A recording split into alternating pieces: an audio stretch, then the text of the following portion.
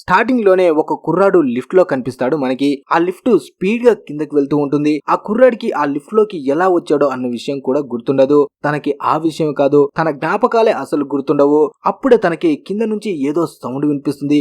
ఏంటని దగ్గరగా వెళ్లి చూస్తే కింద ఒక పిగ్ ఉంటుంది. అసలు ఇక్కడికి ఎలా వచ్చాడో అని ఆశ్చర్యంలో ఉన్నప్పుడు సడన్ గా ఆ లిఫ్ట్ కిందకి వెళ్లి ఆగుతుంది. అలా లిఫ్ట్ ఓపెన్ కాగానే తన ముందు చాలా మంది కుర్రాళ్ళు వస్తారు. అప్పుడే ఆ కుర్రాళ్ళలోంచి గ్యాలీ అనే కుర్రాడు లిఫ్ట్ లోపలికి వెళ్లి ఆ కుర్రాడిని పట్టుకొని బలవంతంగా బయటికి లాగేస్తాడు. ఆ కుర్రాడు బయటికి రాగానే అక్కడ ఉన్న వాళ్ళని తోసుకుంటూ పరిగెట్టడం స్టార్ట్ చేస్తాడు. కొంత దూరం పరిగెట్టుకుంటూ వచ్చిన తర్వాత ఆ కుర్రాడికి అనిపిస్తుంది ఇక్కడ బయటికి వెళ్ళడానికి దారి లేదు, ఎటు చూసినా గోడతో అడ్డు కట్టేశారు అని. అందుకే తను వెళ్ళలేక అక్కడే ఆగిపోతాడు. తర్వాత మళ్ళీ ఆ కుర్రాడిని తీసుకొచ్చి ఒక దగ్గర బంధిస్తారు. కొంతసేపటి తర్వాత అక్కడ ఉన్న కుర్రాళ్ళకి లీడర్ అయిన ఆల్బీ ఆ కుర్రాడి దగ్గరికి వచ్చి మాట్లాడతాడు. అప్పుడే ఆల్బీ ఆ కుర్రాడిని కొన్ని ప్రశ్నలు అడుగుతాడు. దానికి ఆ కుర్రాడు నాకు ఏ విషయం గుర్తులేదు అంటాడు. దానికి ఆల్బీ ఇదంతా ఇక్కడికి వచ్చాక జరిగేదే, ఇక్కడ ఉన్న ఎవరికి కూడా వాళ్ళ పేరు తప్ప ఇంకా ఏ విషయం గుర్తులేదు. ఆ పేరు కూడా ఇక్కడికి వచ్చిన 2-3 రోజుల తర్వాత గుర్తుకు వచ్చింది. అలాగే నువ్వు మళ్ళీ పారిపోనని నాకు మాట ఇస్తేనే ఇది ఓపెన్ చేస్తాను అంటాడు. ఆ కుర్రాడు మాట ఇవ్వగానే ఆల్బీ ఆ కుర్రాడిని బయటికి తీసుకొని వస్తాడు. అలా తనతో పాటు తీసుకువెళ్తూ ఈ ప్లేస్ గురించి మొత్తం వివరిస్తాడు. మేమందరం ఇక్కడే ఉంటాం, బతకడం కోసం మా పనులు మేమే చేసుకుంటాం, వేటాడడం, ఇక్కడ ఉన్న ఇళ్ళని నిర్మించుకోవడం అన్ని మేమే చేసుకుంటాం. ఇవి కాకుండా ఏదైనా కావాలి అంటే ఆ లిఫ్ట్ ద్వారా మాకు వస్తాయి. లోపల బాక్స్ ఉంది కదా, ఆ బాక్స్ లోనే ప్రతి నెల మాకు కావలసిన సరుకులు వస్తాయి. సరుకులతో పాటు ప్రతి నెల ఒక కుర్రాన్ని కూడా తీసుకువస్తారు. వచ్చిన ఏ కుర్రాడికి గుర్తుండదు తనని ఎవరు పంపించారు, ఎందుకు పంపించారని. అలా ఇద్దరు మాట్లాడుకుంటూ ఉంటే ఆ కుర్రాడు ఆ వాల్ కి ఉన్న ఒక డోర్ ని చూస్తాడు. అప్పుడే ఆల్బీ ఆ కుర్రాడికి ఇక్కడ ఉన్న 3 నిబంధనల గురించి చెప్తాడు. ఫస్ట్ ది ఎవరి పని వాళ్ళే చూసుకోవాలి, రెండోది ఎవరిని బాధ పెట్టకూడదు, ఇక మూడోది అతి ముఖ్యమైనది ఆ డోర్ దగ్గరికి మాత్రం అస్సలు వెళ్ళకూడదు అంటాడు. అలా ఆల్బీ అక్కడి నుంచి వెళ్లిపోగానే చక్ అనే కుర్రాడు ఈ కుర్రాడితో మాట్లాడి తనకి హెల్ప్ చేయడానికి వస్తాడు. మనోడి చూపు మాత్రం ఆ డోర్ పైనే ఉంటుంది. దాని గురించి తెలుసుకోవాలి, ఇక నుంచి బయటపడడానికి ఎలాగైనా దారి కనుక్కోవాలి అనుకుంటాడు. అప్పుడే చక్ దాని గురించి చెప్తూ అక్కడ నుంచి తీసుకువెళ్తూ ఉంటే ఆ డోర్ లోపల నుంచి ఇద్దరు కుర్రాళ్ళు బయటకు వస్తారు. వీళ్ళ పేరు బెన్ ఇంకా మీనో. వాళ్ళని చూడగానే ఆ కుర్రాడు ఆశ్చర్యపోతాడు. ఇంతకు ముందు ఆల్బీ చెప్పాడు కదా ఆ డోర్ లోపలికి ఎవ్వరు వెళ్ళకూడదని, మరి వీళ్ళెలా వెళ్లారని ఆలోచిస్తూ ఉంటాడు. దానికి చక్ అంటాడు ఈ డోర్ లోపలికి కొంతమంది మాత్రమే వెళ్ళగలరు, వాళ్ళనే రన్నర్స్ అంటారు. ఈ డోర్ కి అటుపక్క మేజ్ ఉంది, దాంట్లోకి నార్మల్ వ్యక్తులు వెళ్లి తిరిగి రాలేరు అంటాడు. ఆ మాట వినగానే ఈ కుర్రాడికి ఇంకా ఆసక్తి పెరుగుతుంది. ఆ డోర్ వైపు అదే పనిగా చూస్తుంటాడు. అలా కుర్రాడు చూస్తూనే ఆ డోర్ లోపలికి వెళ్ళడానికి ట్రై చేస్తాడు. కానీ గ్యాలీ అక్కడికి వచ్చి మనోన్ని పక్కకి తోసేస్తాడు. దాంతో వీడికి పిచ్చ కోపం వస్తుంది. నా కొడకల్లారా వచ్చినప్పటి నుంచి చూస్తున్నాను, ప్రతి ఒక్కడు నన్నేదో చేతకాని వల్ల చూస్తున్నారని అందరి మీద అరవడం స్టార్ట్ చేస్తాడు. అప్పుడే సడన్ గా ఆ డోర్స్ క్లోజ్ అవుతాయి. తర్వాత రాత్రికి కొత్త కుర్రాడు వచ్చినందుకు అక్కడ ఉన్న అందరూ దావత్ చేసుకుంటూ ఉంటారు. అప్పుడే న్యూట్ అనే కుర్రాడు ఆ కొత్త కుర్రాడితో చెప్తాడు ప్రతిరోజు మార్నింగ్ అవ్వగానే మనలో ఉన్న స్పీడ్ గా ఉండే కుర్రాళ్ళు ఆ డోర్ లోపలికి వెళ్తారు, బయటికి వెళ్ళడానికి దారిని కనుక్కోవడానికి. అలా 3 సంవత్సరాల నుంచి బయటికి వెళ్ళడానికి దారిని డిజైన్ చేస్తున్నారు. ఆ మేజ్ నుంచి బయటికి తప్పించుకొని వెళ్ళడం అంటే అంత తేలిక కాదు. ఉదయం మొత్తం ఆ డోర్ లోపల ఉన్నా ఏమీ కాదు, కానీ రాత్రి అయిందంటే ఎట్టి పరిస్థితుల్లోనూ బయటికి రావాలి, లేదంటే ఆ డోర్ లోపలే ఉండాల్సి ఉంటుంది. ఇప్పటి వరకు ఎవరైతే రాత్రి వేళ లోపల ఉన్నారో మళ్ళీ తిరిగి రాలేదు అంటాడు. ఆ మేజ్ లోపల ఉండడం అందుకంత ప్రమాదం అంటే రాత్రి పూట గ్రీవర్స్ అనే రాక్షసులు బయటికి వస్తారు, వాటికంట మనం పడితే ప్రాణాలు పోయినట్టే. ఆ కొత్త కుర్రాడికి ఇదంతా విన్న తర్వాత ఇంకా ఆసక్తి పెరుగుతుంది. ఎలాగైనా తను రన్నర్ అవ్వాలి అనుకుంటాడు. అప్పుడే న్యూట్ అంటాడు రన్నర్ అవ్వాలంటే అంత ఈజీ కాదు, మనలో ఉన్న ధైర్యం ఉన్న శక్తి ఉన్న కుర్రాళ్ళని మాత్రమే రన్నర్స్ గా ఎంచుకుంటారు. అలా ఇద్దరు మాట్లాడుకుంటూ ఉంటే గ్యాలీ ఇంకా తన దోస్తులు కలిసి న్యూట్ ని కావాలని పక్కకు తోస్తారు.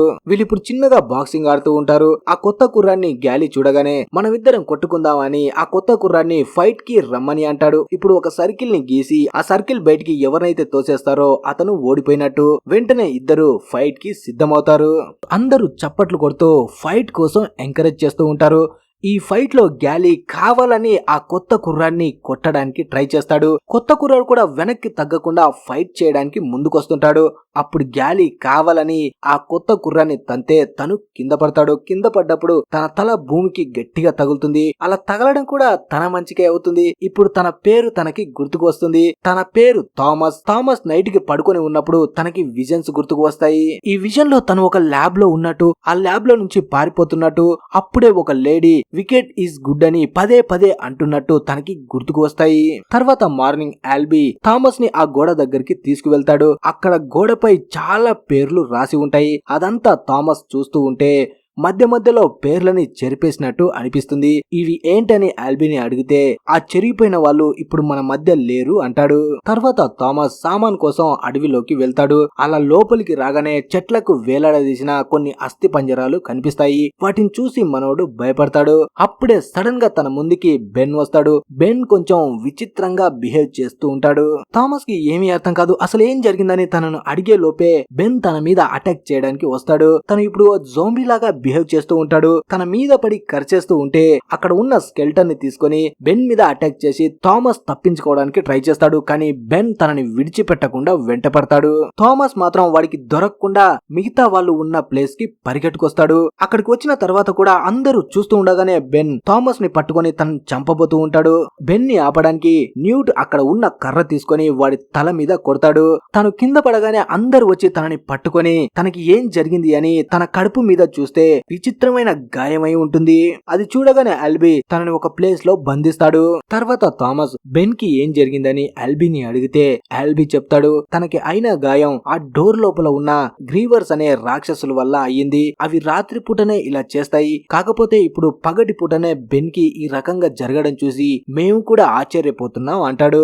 తర్వాత బెన్ పరిస్థితి దారుణంగా మారుతుంది. అక్కడ ఉన్న అందరూ తనని చూడలేకపోతారు. తను చాలా ధైర్యవంతుడు, కానీ ఈ పరిస్థితిలో చూసి తట్టుకోలేక ఇక్కడ ఉన్న వాళ్ళు కూడా తన వల్ల ప్రమాదంలో పడతారని అక్కడ ఉన్న డోర్ క్లోజ్ అవడానికి ముందే బెన్ ని లోపలికి తోసేస్తారు.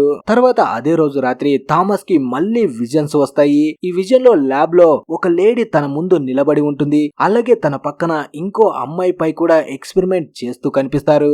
తర్వాత మార్నింగ్ నిద్ర లేచి చూస్తే ఆల్బీ ఇంకో రన్నర్ తో కలిసి మేజ్ లోకి వెళ్తూ కనిపిస్తాడు.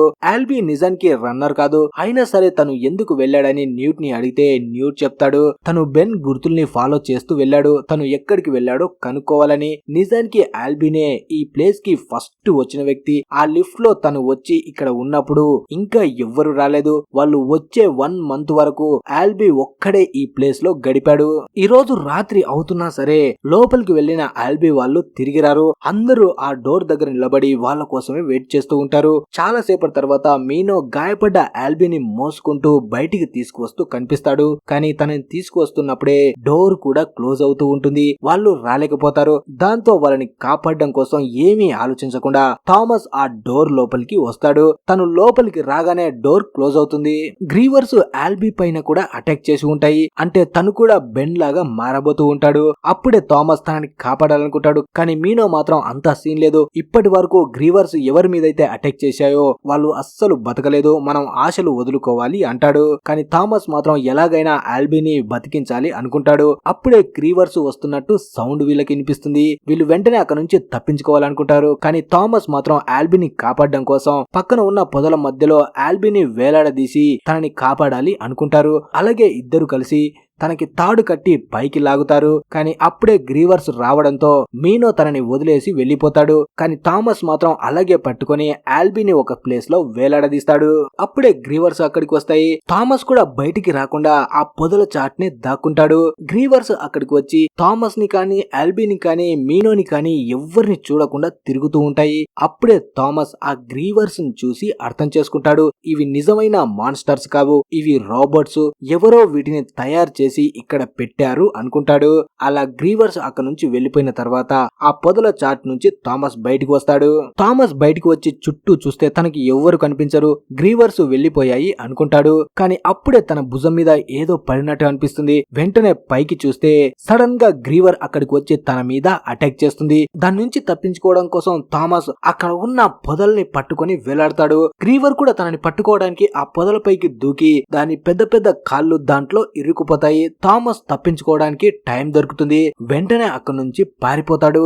అంతలో మీనో అక్కడికి వస్తాడు. అప్పుడే గ్రీవర్ ఇద్దరి మీద అటాక్ చేయడానికి వస్తుంది. అప్పుడే థామస్ పక్కకి చూస్తే క్లోజ్ అవుతున్న గోడ కనిపిస్తుంది. తను తెలివిగా ఆలోచించి ఆ గోడ లోపలికి పరిగెడతాడు. ఆ గ్రీవర్ కూడా తనని పట్టుకోవడానికి ఆ లోపలికి వచ్చినప్పుడు ఆ గోడ క్లోజ్ అవడం వల్ల ఆ గ్రీవర్ దాని మధ్యలో ఇరుక్కుపోతుంది. మనోడు మాత్రం సేఫ్ గా ప్రాణాలతో బయటపడతాడు.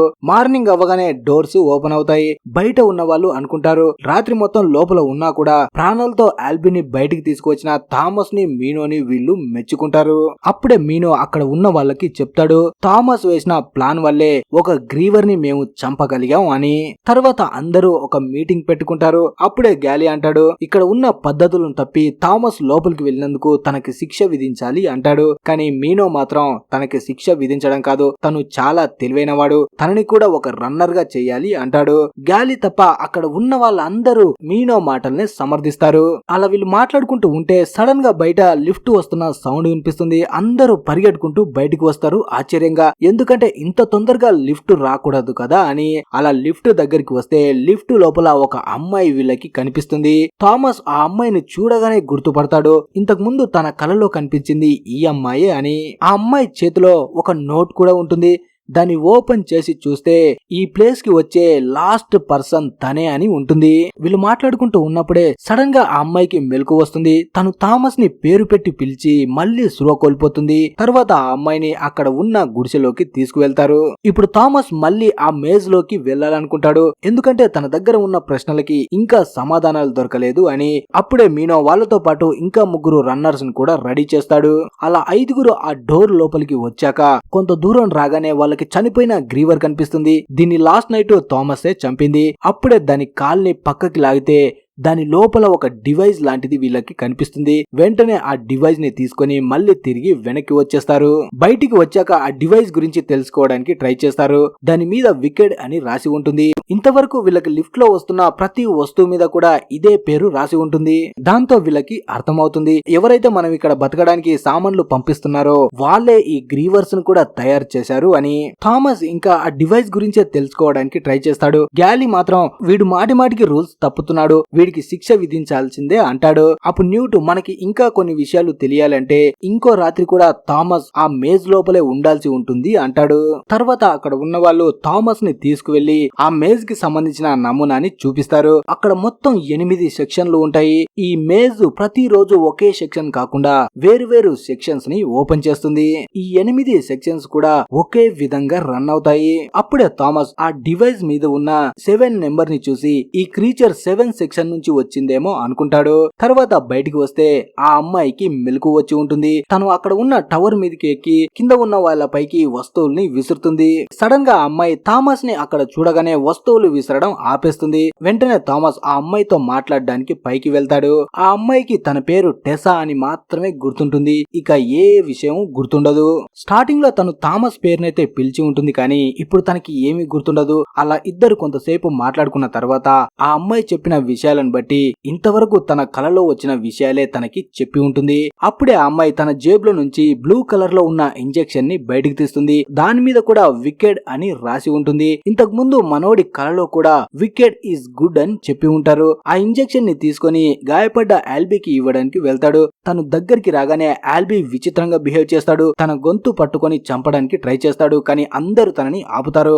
అదే టైంలో టెరిసా ఆ ఇంజెక్షన్ ని ఆల్బీకి ఇస్తుంది. ఆ తర్వాత గ్యాలీ ఆ రాత్రికి థామస్ ని ఒక ప్లేస్ లో బంధిస్తాడు. తర్వాత చక్ థామస్ తినడానికి ఫుడ్ ని తీసుకువచ్చి తనతో మాట్లాడుతుంటాడు. తర్వాత మార్నింగ్ అవగానే డోర్స్ ఓపెన్ అవుతాయి. వెంటనే మీనో థామస్ ఇద్దరు కలిసి పరిగెట్టుకుంటూ లోపలికి వెళ్తారు. చాలా స్పీడ్ గా 7 సెక్షన్ దగ్గరికి వస్తారు. ఇక్కడికి వచ్చి మొత్తం చెక్ చేస్తూ ఉంటారు. వీళ్ళు ఎంత వీలైతే అంత తొందరగా వెనక్కి వెళ్ళాలి, లేదంటే డోర్స్ క్లోజ్ అవుతాయి. అలా ముందు వెతుకుతూ ఉంటే వాళ్ళకి బెన్ వేసుకున్న డ్రెస్ కనిపిస్తుంది. అది చూడగానే వీళ్ళు అర్థం చేసుకుంటారు ఆ గ్రీవర్స్ తనని ఇక్కడికి లాక్కు వచ్చి ఉంటాయి అని. అలా వీళ్ళు అక్కడే ఉన్నప్పుడు సడన్ గా వీళ్ళ దగ్గర ఉన్న డివైస్ లోంచి వాయిస్ వినిపిస్తుంది. వస్తుంది. ఆ వాయిస్ వీళ్ళకి రూట్ చెప్తూ ఉంటుంది. వెంటనే ఇద్దరు ఆ డివైస్ సహాయంతో ఆ వాయిస్ ని ఫాలో అవుతూ బయలుదేరతారు. అది చెప్పినట్టు వాళ్ళు రాగానే వాయిస్ కూడా ఇంకా పెద్దగా అవుతూ ఉంటుంది. అలా డివైస్ ఒక కొత్త ప్లేస్ కి వీళ్ళని తీసుకువస్తుంది. ఇన్నిసార్లు మీనో ఈ మేజ్ లోపలికి వచ్చినా సరే తనకి ఈ ప్లేస్ గురించి తెలిసి ఉండదు. అలా లోపలికి వెళ్ళిన తర్వాత ఆ డివైస్ లోపల నుంచి సౌండ్ ఆగిపోతుంది. సడన్ గా వీళ్ళ ముందు ఒక డోర్ ఓపెన్ అవుతుంది. అలా లోపలికి రాగానే పెద్ద బ్రిడ్జ్ లాంటిది వీళ్ళకి కనిపిస్తుంది. దాన్ని దాటుకొని ముందుకు వస్తే ఇంకో డోర్ ఓపెన్ అవుతుంది. ఆ డోర్ లోపల ఉన్న రెడ్ లైట్ సడన్ గా వీళ్ళని స్కాన్ చేస్తుంది. అలాగే ఆ డోర్ కూడా మళ్ళీ క్లోజ్ అవడంతో వీళ్ళు అక్కడ నుంచి వెంటనే పరిగెడతారు. అలా పరిగెట్టుకుంటూ సెక్షన్ 7 నుంచి బయటికి రాగానే సడన్ గా వీళ్ళ పైన ఒక వాల్ పడబోతూ ఉంటుంది. చిన్న వెంటుగా వాస్ లో వీళ్ళు తప్పించుకుంటారు. భయంతో పరిగెట్టుకుంటూ వస్తూ ఉంటే వీళ్ళ కళ్ళ ముందే ఆ ప్లేస్ మొత్తం మారుతూ ఉంటుంది. కానీ ఎలాగోలా తప్పించుకొని మళ్ళీ బయటికి వస్తారు. బయటికి రాగానే అక్కడ ఉన్న వాళ్ళతో చెప్తారు మనం ఇక్కడ నుంచి వెళ్లిపోవడానికి దారి దొరికింది అని. కానీ గ్యాలీకి మాత్రం ఇదంతా ఇష్టం లేనట్టే మాట్లాడతాడు. ఇదంతా మనని ఇరికించడానికి వాళ్ళు వేసిన ప్లాన్ అయి ఉండొచ్చు కదా, నువ్వు నిన్న మొన్న వచ్చావు, ఇక్కడ ఉన్న విషయాల గురించి నీకేం తెలీదు, మా అందరిని తీసుకువెళ్లి ప్రమాదంలో ఇరికిస్తావా అంటాడు. అలా థామస్ కి వాడికి మధ్య గొడవ కూడా స్టార్ట్ అవుతుంది. అంతలో టెరిసా వచ్చి ఆల్బీ మెల్కోలోకి వచ్చాడని చెప్తుంది. వెంటనే అందరూ ఆల్బీ దగ్గరికి వస్తారు. అప్పుడే ఆల్బీ అందరితో అంటాడు మనం ఇక్కడ నుంచి ప్రాణాలతో బయటపడలేము అని. కానీ అప్పుడే బయట ఉన్న వాళ్ళు ఇంకా మేజ్ డోర్స్ క్లోజ్ అవ్వకపోవడం చూస్తారు. అలాగే అందరూ బయటకు వచ్చి చూస్తే ఇంకో కొత్త డోర్ కూడా ఓపెన్ అయి ఉంటుంది. అప్పుడే థామస్ వీళ్ళు తప్పించుకోవడానికి కొత్త ప్లాన్ ని వేయాలనుకుంటాడు. కానీ అంత టైం వీళ్ళ దగ్గర ఉండదు. లోపల నుంచి గ్రేవర్స్ వీళ్ళ దగ్గరికి వస్తుంటాయి. దాంతో అందరూ అక్కడి నుంచి తప్పించుకొని పారిపోతారు. కానీ గ్రీవర్స్ మాత్రం ఎవరిని వదిలిపెట్టకుండా వెంటపడి చంపుతూ ఉంటాయి. గ్యాలీ ఇంకా కొంతమంది అండర్ గ్రౌండ్ లో చేసిన స్పెషల్ బాక్స్ లో వెళ్లి దాక్కుంటారు. అలాగే థామస్ టెసా వాళ్ళు పక్కన ఉన్న అడవిలోకి వెళ్లి దాక్కుంటారు. చూస్తూ ఉండగానే వాళ్ళ కళ్ళ ముందే గ్రేవర్స్ అక్కడికి వచ్చి వాళ్ళతో ఉన్న వాళ్ళని వేటాడి తీసుకువెళ్తుంటాయి. అప్పుడే టెరిసా వాళ్ళు అక్కడ నుంచి పారిపోవడానికి ముందుకు వెళ్తూ ఉంటే సడన్ గా వాళ్ళ ముందుకి గ్రేవర్ వస్తుంది. వెంటనే టెరిసా అక్కడ ఉన్న ల్యాంప్ తీసుకొని ఆ గ్రేవర్ పై అటాక్ చేస్తుంది. దాంతో అది తగలబడిపోతుంది. అక్కడ నుంచి అందరూ పారిపోతారు. తర్వాత అందరూ అండర్ గ్రౌండ్ లో వెళ్లి దాక్కుంటారు. అప్పుడే ఒక గ్రేవర్ వచ్చి చెక్ ని ఎత్తుకు వెళ్లడానికి ట్రై చేస్తుంది. కానీ థామస్ వాళ్ళు చాలా కష్టపడి చెక్ ని విడిపిస్తారు. కొంతసేపటి తర్వాత అందరూ బయటికి వస్తే అక్కడ లోపల దాక్కున్న వాళ్ళు తప్ప మిగతా అందరిపై గ్రేవర్స్ అటాక్ చేసి ఉంటాయి. అప్పుడే గ్యాలీ థామస్ ని కొడతాడు. నా కొడక నీ వల్లే ఇదంతా జరిగింది, నువ్వు ఇక్కడికి వచ్చి మొత్తం పెంట పెంట చేశావు, లేదంటే అందరూ ప్రశాంతంగా బతికేవాళ్ళని థామస్ ని కొడతాడు. కానీ థామస్ ప్రశ్నలకి ఇంకా సమాధానాలు దొరికిండవు. అందుకే ఆ గ్రేవర్ రక్తంతో తయారు చేసిన ఇంజెక్షన్ ని తను తీసుకుంటాడు. వెంటనే కింద పడిపోతాడు. తను కింద పడవగానే మళ్ళీ తనకి ఎప్పుడు వచ్చే విజన్సే కనిపిస్తాయి. ఒక ల్యాబ్ లో తను టెరిసాతో కలిసి ఉన్నప్పుడు అక్కడ చాలా మంది కుర్రాళ్లపై ఎక్స్పెరిమెంట్ చేస్తూ ఉంటారు. కానీ సడన్ గా తనకి మెలకు వస్తే తన ముందు టెరిసా ఉంటుంది. అలాగే తనని ఇప్పుడు బంధించి ఉంటారు. అప్పుడే చక్ తన దగ్గరికి వచ్చి గ్యాలీ ఇప్పుడు మొత్తాన్ని తన కంట్రోల్లోకి తీసుకున్నాడు. అలాగే మిగతా వాళ్ళతో చెప్తున్నాడు దీనికంతటి కారణం థామసే, వాడుగాన లోపలికి వెళ్ళకపోయింటే అవి వచ్చేవి కావు, మన మీద అటాక్ చేసేవి కావు అంటాడు. థామస్ కూడా ఒప్పుకుంటాడు దీనంతటి కారణం తనే అని. అలాగే ఇంకో విషయాన్ని టెరిసా వాళ్ళతో చెప్తాడు ఇదంతా మేజ్ కాదు, మనమేదో ప్రపంచంలో లేము, మన మీద టెస్ట్ జరుగుతుంది, ఇక్కడ నుంచి మనం ప్రాణాలతో తప్పించుకొని బయటపడ్డమే మన టాస్క్ అంటాడు. అలాగే ఈ ఎక్స్పెరిమెంట్ ని మొత్తం వికెడ్ అనే కంపెనీ చేస్తుంది. అదే కంపెనీలో టెరిసా ఇంకా నేను కూడా వర్క్ చేసే వాళ్ళం అంటాడు. అలా గ్యాలీ థామస్ వాళ్ళని చూడగానే థామస్ ని టెరిసాని ఇద్దరిని మేజ్ లోపలికి మళ్ళీ పంపించాలి అనుకుంటాడు.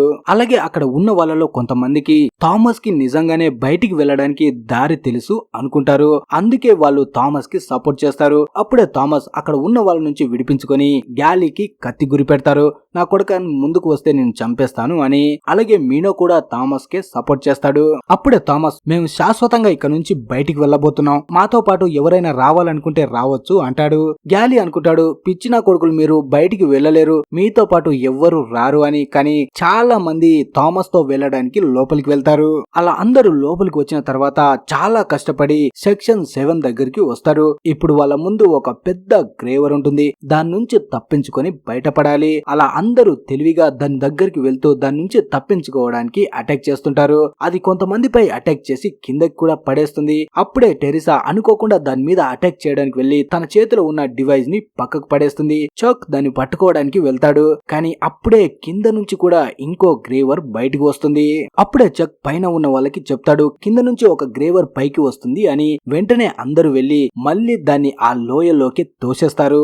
కానీ మళ్ళీ వాళ్ళు వెనక్కి తిరగగానే ఇంకో 2 గ్రేవర్స్ వస్తాయి. వాటి నుంచి తప్పించుకుంటున్నప్పుడే చాలా మంది కుర్రాళ్ళు చనిపోతారు. అయినా సరే చెక్ ఇంకా టెరిసా ఇద్దరు ముందుకు వెళ్లి ఆ డివైస్ సహాయంతో సెక్షన్ 7 డోర్ ని ఓపెన్ చేస్తారు. లోపలికి వెళ్తే ఇంకో డోర్ ఉంటుంది. ఆ డోర్ మీద ఒక కోడ్ ని ఎంటర్ చేయాలని అడుగుతుంది. ఈ విషయం థామస్ కి తెలియగానే తను అనుకుంటాడు ఈ సెక్షన్స్ ప్రకారమే ఆ కోడ్ కూడా ఉంటుంది అని.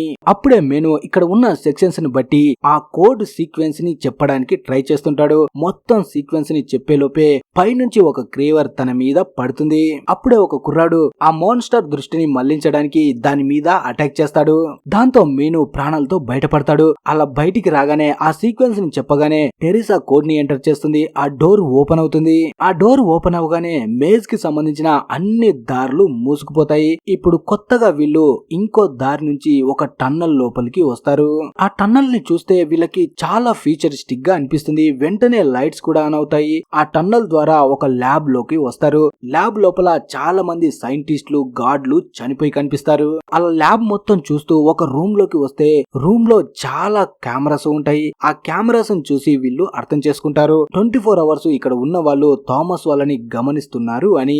అలాగే థామస్ అక్కడ ఉన్న ఒక బటన్ ని నొక్కగానే వీడియో ప్లే అవుతుంది. ఆ వీడియోలో ఉన్న లేడీ పేరు డాక్టర్ ఏవా. తనే ఎప్పుడు థామస్ కలలోకి వచ్చేది. ఏవా ఆ వీడియోలో అంటుంది కొన్ని సంవత్సరాల క్రితమే సూర్యుడు పూర్తిగా అంతరించిపోయాడు. సూర్యుడు అంతరించిపోవడం వల్ల మొత్తం భూమి నాశనమైంది. అలాగే కొన్ని రోజుల క్రితం ఫ్లేయర్ అనే వైరస్ కూడా వచ్చింది. ఆ వైరస్ వల్ల ప్రతి మనిషి ఇన్ఫెక్టెడ్ అయ్యాడు. ఈ వైరస్ ఎంత ప్రమాదం అంటే పూర్తిగా మనుషుల్ని మార్చేసింది. అలాగే రోజులు గడిచే కొద్దీ ఆ వైరస్ తో పోరాడే శక్తి కూడా మనుషులకు వచ్చింది. ఆ వైరస్ నుంచి తప్పించుకోవడానికే ఈ ల్యాబ్ ని సృష్టించాం, ఈ ప్లేస్ ని సృష్టించాం. ఇప్పుడు ప్రపంచంలో ఉన్నది మీరే అని అదే వీడియోలో ఏవా కూడా షూట్ చేసుకొని చనిపోతుంది. అలా ఈ వీడియోని చూసి వెనక్కి తిరిగితే గ్యాలీ కూడా వాళ్ళ దగ్గరికి వచ్చేసి ఉంటాడు. ఇప్పటికే గ్యాలీకి ఆ వైరస్ సోకి ఉంటుంది. అప్పుడే గ్యాలీ థామస్ ని షూట్ చేయడానికి గన్ గురి పెడతాడు. కానీ మేను తన దగ్గర ఉన్న బల్లెంతో వాడి గుండెల్లో దింపుతాడు. కానీ అప్పటికే తను షూట్ చేయడం వల్ల ఆ బుల్లెట్ చెక్ కి వెళ్లి తగులుతుంది. దాంతో తను చనిపోతుంటాడు. అప్పుడే చెక్ థామస్ చేయి పట్టుకుని నీ వల్లే చాలా మంది ప్రాణాలతో బయటపడ్డారని తనకి థ్యాంక్స్ చెప్తాడు. అలా చెప్పి చెక్ చనిపోతాడు. అప్పుడే కొంతమంది ఆర్మీ ల్యాబ్ లోపలికి వచ్చి వీళ్ళని అక్కడ నుంచి బయటికి తీసుకువచ్చి హెలికాప్టర్ లో తీసుకువెళ్తారు. తర్వాత మనకి అసలైన మ్యాటర్ ని చూపిస్తారు. నిజానికి ఏవా బతికే ఉంటుంది. ఇదంతా తను కావాలనే చనిపోయినట్టు నాటకం ఆడి రికార్డ్ చేసి ఉంటుంది. వీళ్ళు కావాలనే థామస్ ని వాళ్ళ ప్లాన్ లో ఇరికిస్తారు. అలా ఈ మూవీ ముగుస్తుంది. ఈ మూవీ తర్వాత ఇంకా 2 పార్ట్స్ ఉన్నాయి. అవి తొందరగా ఎక్స్ప్లెయిన్ చేయాలంటే తప్పకుండా లైక్ చేసి 2000 లైక్స్ ని కంప్లీట్ చేయండి. Thanks for watching.